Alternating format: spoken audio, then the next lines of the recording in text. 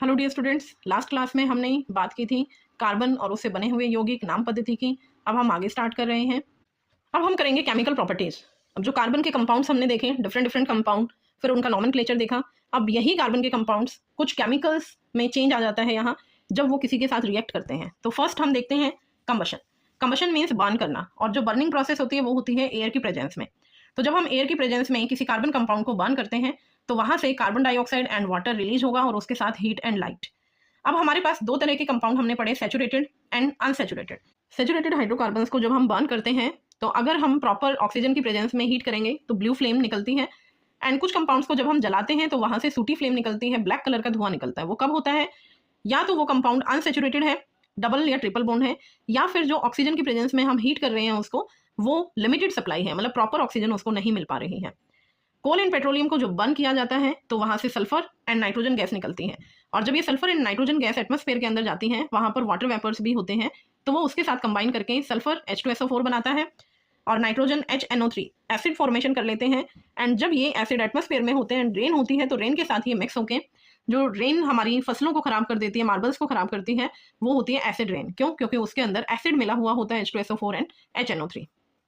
Second reaction है oxidation. Oxidation means addition of oxygen. तो जब हम इनमें ऑक्सीजन ऐड करते हैं ये अल्कोहल से एसिड में कन्वर्ट कर देते हैं। मीन्स एक ऑक्सीजन जैसे CH3 CH2OH, यहाँ पर एक ऑक्सीजन है, ऑक्सीजन एक और मिलके ऑक्सीडेशन के अंदर दो प्रोसेस हो सकती हैं, या तो एडिशन ऑफ ऑक्सीजन या रिमूवल ऑफ हाइड्रोजन। दोनों भी साथ में हो सकती है। जैसे कि यहाँ पर आप देखेंगे कि हाइड्रोजन निकला है और ऑक्सीजन ऐड हुई है।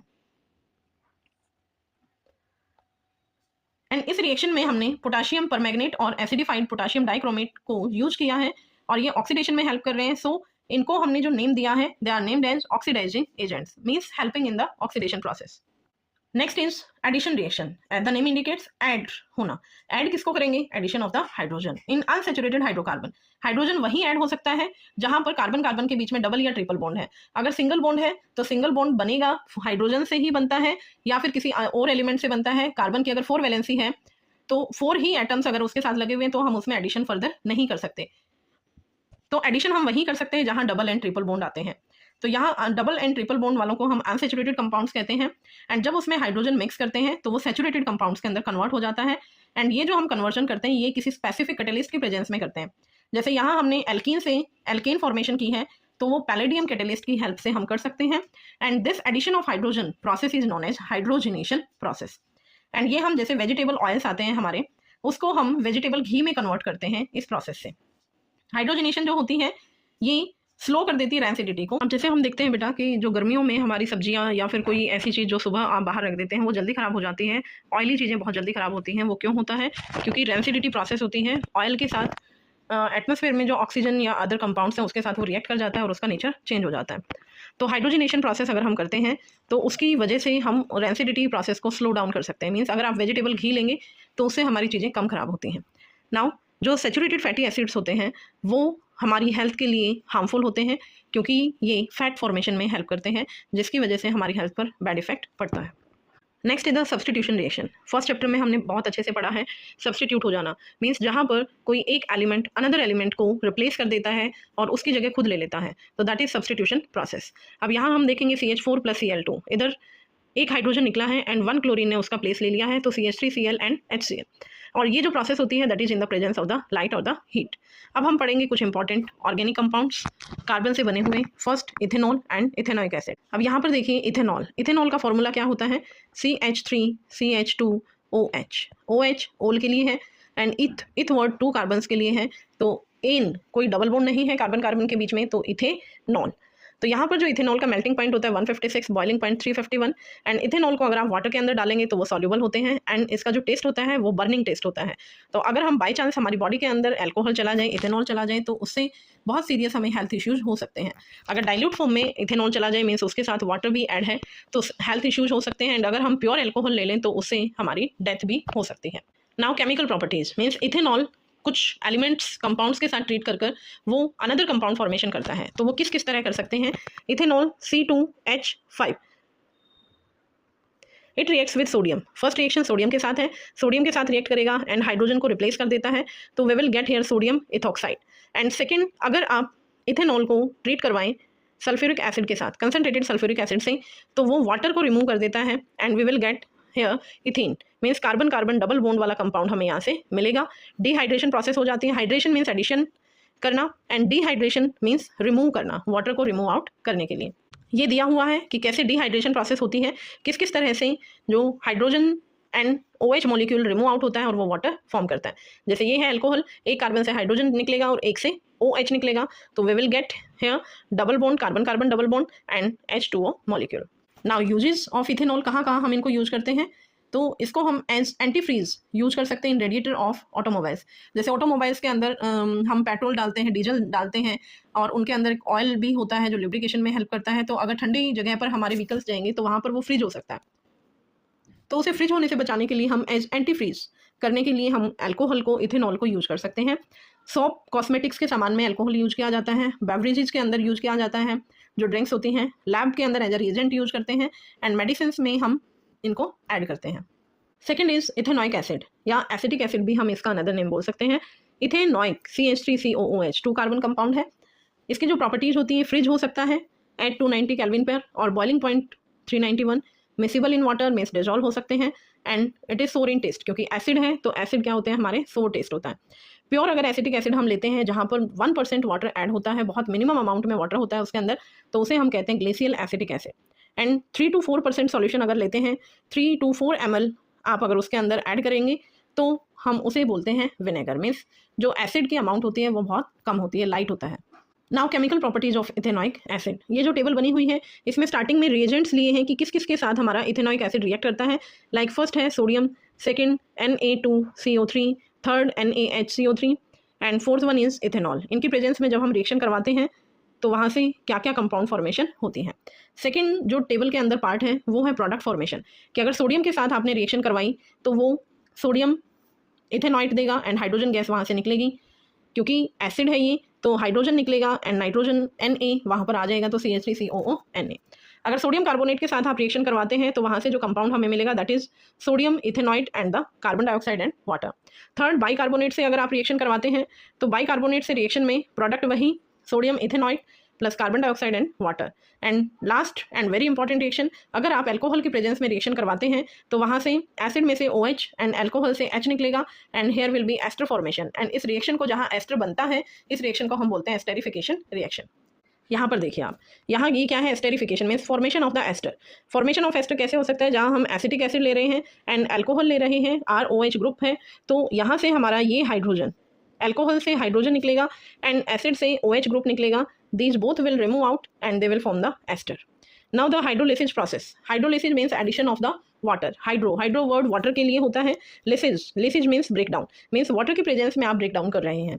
अब वो वाटर आप एसिड की प्रेजेंस में भी कर सकते हो उसको ऐड, या बेस की प्रेजेंस में भी ऐड कर सकते हैं। लाइक यहाँ आपने बेस की प्रेजेंस में ऐड किया एंड यहाँ पर आपने वाटर की प्रेजेंस में, एसिड की प्रेजेंस में वाटर को ऐड किया।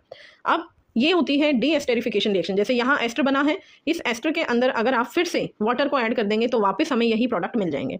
अब NaOH को अगर हमने ऐड किया है HOH की जगह, वाटर की जगह, अब ये भी क्योंकि डाइल्यूट है तो इसीलिए हम इसको हाइड्रोलिसिस प्रोसेस बोल देते हैं। तो यहाँ पर अगर आप NaOH ले रहे हैं तो CH3COO बनेगा प्लस अल्कोहल बनेगा। एंड अगर आप ये लॉन्ग चेन लेते हैं, ये CH3 ग्रुप ज़्यादा नंबर ऑफ कार्बन एटम ले लेते हैं, 2 कार्बन 3 कार्बन 4 कार्बन, उससे भी higher number of carbon atom अगर आप लेते हैं तो वहाँ से सोप एंड डिटर्जेंट्स की फॉर्मेशन होती है एंड इस प्रोसेस को हम नेम देते हैं सेपोनिफिकेशन रिएक्शन। नॉर्मल वाटर अगर आप एसिड की प्रेजेंस में ऐड कर रहे हैं तो वहाँ से वापस हमें एसिटिक एसिड एंड अल्कोहल हमें मिलेगा। अब ये है सोप एंड डिटर्जेंट्स के। सोप क्या होता है, सोप RCOO एंड यहाँ पर एक आयन होता है Na, या फिर हमारा सोडियम या पोटाशियम आयन हो सकता है।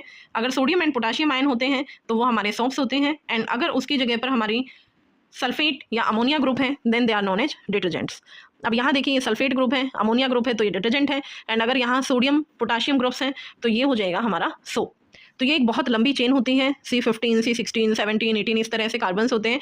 तो long chain of acid, sodium salt या किसी सॉल्ट की अगर लॉन्ग चेन है तो उसे हम सोप या डिटर्जेंट्स बोलते हैं, जिनको हम वॉशिंग में यूज करते हैं। अब यहाँ देखिए सोप एंड डिटर्जेंट्स। सोप क्या होते हैं? Sodium and potassium salt of carboxylic acid with long chain of carbon. अगर जैसे यहाँ देखेंगे C15H31 means C15 15 carbon, C17, तो अगर 15 एंड 17 कार्बन यहाँ है तो उसे हम palmitic acid and stearic acid बोलते हैं। जो सॉफ्ट होते हैं वो सिर्फ हम सॉफ्ट वाटर के अंदर उसको यूज करते हैं। 2 टाइप के वाटर होते हैं हमारे पास, soft water and hard water. जैसे आप देखते हैं घरों में हमारा जो पानी आता है, कई जगह पर पानी ऐसा होता है जहाँ बहुत जल्दी कपड़े वॉश हो जाते हैं और हमारी स्किन बहुत जल्दी साफ़ हो जाती है, लेकिन कई जगह क्या होता है, हम कितना भी साफ़ कर लें हमें ऐसा लगेगा कुछ ऑयल ऑयल सा रह गया है, प्रॉपर वो क्लीन नहीं होता है, तो उसे हम कहते हैं हार्ड वाटर। ऐसा क्यों होता है? सॉफ्ट वाटर के अंदर मिनरल्स होते हैं, कुछ आयंस होते हैं, वो बहुत कम अमाउंट में होते हैं, एंड हार्ड वाटर के अंदर ये मिनरल्स अगर ज़्यादा अमाउंट में आ जाते हैं तो वो क्लीनिंग एक्शन को कम कर लेते हैं, क्योंकि ये आयन ही उस सोप के साथ कंबाइन कर जाते हैं एंड वो क्लीनिंग एक्शन को रोक देते हैं। डिटर्जेंट्स होते हैं, वहाँ पर अमोनियम एंड सल्फोनेट सॉल्ट्स होते हैं हाइड्रोकार्बन के, and it can react both soft as well as hard water, क्योंकि वहाँ जो ये वाटर के मिनरल्स होते हैं वो अमोनियम एंड सल्फेट सॉल्ट के साथ कंबाइन नहीं कर पाते हैं, लेकिन सोप के अंदर सोडियम और पोटाशियम सॉल्ट होते हैं, तो वहाँ पर वो आयंस उनको रिप्लेस कर देते हैं। अब ये है हमारे एक सोप मॉलिक्यूल का स्ट्रक्चर। सोप मॉलिक्यूल के अंदर 2 पार्ट्स होते हैं, एक आयोनिक पार्ट होता है एंड एक नॉन आयोनिक पार्ट होता है। आयोनिक पार्ट जो होता है वो वाटर लविंग होता है, हाइड्रोफिलिक हम बोलते हैं, वाटर के साथ कंबाइन करता है, और ये जो नॉन आयनिक पार्ट होता है ये वाटर हेटिंग बोला जाता है इसको। ये क्या करता है, ये जो हमारी कपड़ों में जो गंदगी होती है उसके साथ कंबाइन करता है एंड उससे फिर उसको रिमूव आउट कर देते हैं हम। Now we will do the cleaning action of a soap molecule, कि जब हम सोप से कपड़ों को वॉश करते हैं तो वो कैसे होता है। इसके अंदर क्या होता है, हमारा ये सोप मॉलिक्यूल का स्ट्रक्चर यहाँ पर दिया हुआ है कि एक सोप के अंदर 2 पार्ट हैं, one is water loving, second water heating, means एक आयनिक पार्ट है, एक नॉन आयनिक पार्ट है। अब इसका जो नॉन आयनिक पार्ट है उसे हम बोलते हैं हाइड्रोफोबिक एंड आयनिक पार्ट को बोला जाता है हाइड्रोफिलिक। अब जो नॉन आयनिक पार्ट होता है वहाँ जो कपड़ों के अंदर ऑयली नेचर होता है, मोस्टली जो गंदे कपड़े होते हैं उनमें ऑयली सब्सटेंसेस होते हैं, डार्ट होती है, तो ये हाइड्रोफोबिक पार्ट इस डार्ट के साथ कंबाइन कर जाता है एंड एक स्ट्रक्चर्ड फॉर्म में, एक सर्कुलर फॉर्म में एक स्ट्रक्चर को अरेंज कर लेता है, सोप के मॉलिक्यूल्स को अपने चारों तरफ अरेंज कर लेता है एंड उसे हम बोलते हैं स्ट्रक्चर को, that is micelle. This type of structure is known as micelle, जहाँ बीच में वो डार्ट पार्टिकल्स को इकट्ठा कर लेते हैं नॉन आयनिक पार्ट, और ये जो आयनिक पार्ट है ये बाहर वाटर के साथ कंबाइन कर जाते हैं, तो ये हिस्सा वाटर में डिसॉल्व नहीं हो पाता, तो इसलिए जब हम कपड़ों पर ब्रश लगाते हैं या फिर हम उसको पानी में से निथारते हैं तो वो गंदगी बाहर निकल जाती है और हमारे कपड़े साफ हो जाते हैं। तो ये इमल्शन है। इमल्शन क्या होता है? Form by the soap molecules and ये एग्रीगेटेड फॉर्म में होता है, इकट्ठे हो जाते हैं ये मॉलिक्यूल्स एंड हमारी गंदगी को बाहर निकालने में हेल्प करते हैं। स्कम क्या होता है? Magnesium and calcium salts which are present in hard water. जैसे जो हमारा हार्ड वाटर है वो क्लीनिंग क्यों नहीं कर पाता है, स्कम बन जाता है वहाँ। कैसे बनता है? मैग्नीशियम एंड जो कैल्शियम सॉल्ट होते हैं हार्ड वाटर के, वो सोप मॉलिक्यूल्स के साथ रिएक्ट कर जाते हैं और एक इनसॉल्युबल प्रोडक्ट बना लेते हैं, मीन्स वो वाटर में डिजोल्व नहीं हो पाता एंड उसे हम बोलते हैं स्कम। अब एक बेनिफिट भी है हमारा सोप्स का, वो हार्ड वाटर के साथ तो नहीं रिएक्ट कर पाते but they are biodegradable, means easily हम उसको डिग्रेड कर सकते हैं, तो वो हमारे एनवायरनमेंट को हार्म नहीं करेगा। एनवायरनमेंट फ्रेंडली होता है, बट डिटर्जेंट्स होते हैं जो वो एनवायरनमेंट फ्रेंडली नहीं है। Why? Because these are non biodegradable, ये इजीली हमारे एनवायरनमेंट से डिप्लीट नहीं होते हैं, तो वो हमारे एनवायरनमेंट को ख़राब भी कर सकता है। अब यहाँ पर ये समअप है कार्बन के, हमने जितने भी कैरेक्टर्स पढ़े हैं कि जैसे कार्बन का वर्सेटाइल नॉन मेटल होती है, ये बहुत सारे कंपाउंड्स के साथ ये ट्रीट करती है, like non metals, oxygen, nitrogen, hydrogen, chlorine, उनके साथ रिएक्ट करके कंपाउंड बनाता है। कैटिनेशन एंड टेट्रावेलेंसी कंपाउंड्स होते हैं, कैरेक्टर्स होते हैं, इनमें सिंगल डबल ट्रिपल बॉन्ड बना सकते हैं। सैचुरेटेड अनसैचुरेटेड कंपाउंड्स होते हैं, स्ट्रेट चेन ब्रांच चेन बना सकते हैं, जो हमने डिफरेंट टाइप की फॉर्म्स की थी पेंटेन एंड ब्यूटेन के अंदर। एंड लास्ट कि ये हेट्रो एटम्स को भी रिप्लेस कर सकते हैं। आइसोमर्स हमने स्ट्रक्चर्स किए थे कि जो आइसोमर स्ट्रक्चर्स होते हैं they are the structures having the same molecular formula but different type of arrangement. Hydrocarbons में अगर ये किसी एटम को रिप्लेस कर रहे हैं तो वहाँ पर होमोलोगस सीरीज भी हमारी बन सकती हैं। डिफरेंट फिजिकल प्रॉपर्टीज़ हैं। कार्बन को हम एज एक्सीलेंट फ्यूल के फॉर्म में यूज कर सकते हैं। इथेनॉल, इथेनॉइक एसिड हमने पढ़ा, कहाँ कहाँ हम उनको यूज करते हैं। Then we have discuss the soap and the detergents. This was all about our chapter. Thank you, bye bye.